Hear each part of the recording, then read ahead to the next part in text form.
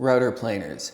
Just about every woodworking YouTuber has made a video about router planers, and they're all boring as heck because they get used in a boring as heck way. This video will be 3 short and hopefully interesting sections covering what I care about when it comes to router planers. First, the most interesting part, which is using them to cut curves like how I did for my bench. Second, the absolute basics of router planer sleds. And third, things that I noticed when making mine that you might or might not want to avoid. So here's the interesting and fun part. Router planers can cut curves, and really neat curves too. You can do something simple like my bench where both the guides follow the same template.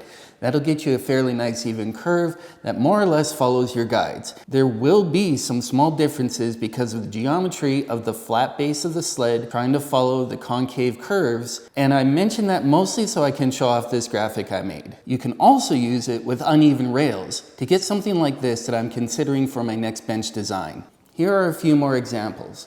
Basically, any plane that can be stretched between 2 rails can be cut with a router planer.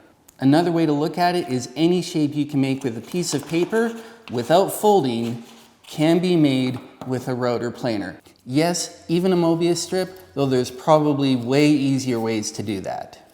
I hope seeing new ways to use an old tool opens up some creative possibilities you hadn't considered before. Second part of the video.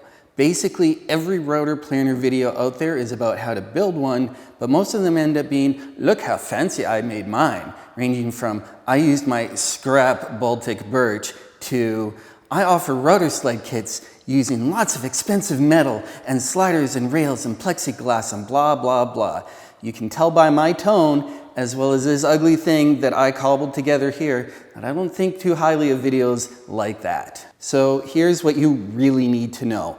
It's a flat with 2 sides and a groove down the middle. Make the groove a lot wider than the bit you'll be using so that you can get the router in and out easily. Second, make the sled either way too long or have caps on the bottom. I wanted to avoid putting caps on the bottom because I'm lazy and in a hurry.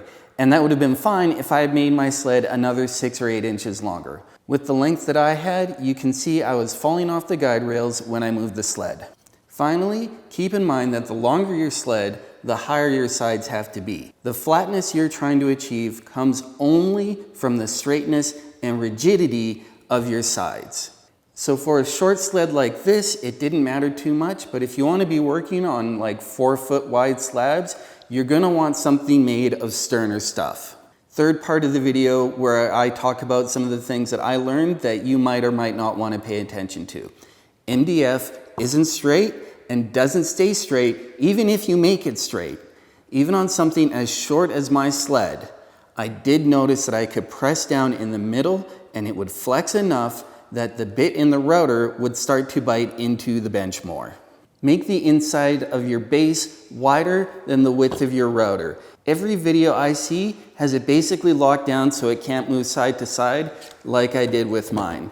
But if your dust collection is subpar or non-existent like mine was, you're gonna have a lot of binding of the router to the sled and a lot of cleaning to do.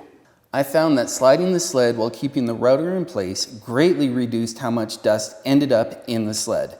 I don't know why YouTubers always go across the board rather than along the board. Maybe they're just trying to duplicate what they see a planer machine do. Maybe they know something about wood grain and cutting direction that I don't know. And maybe they just saw one guy do it that way and figured they had to do it that way too. When I went along the log instead of across it, I had no worse results. That's it for this video. Let me know if you end up using some uneven rails to get some curves with your router planer.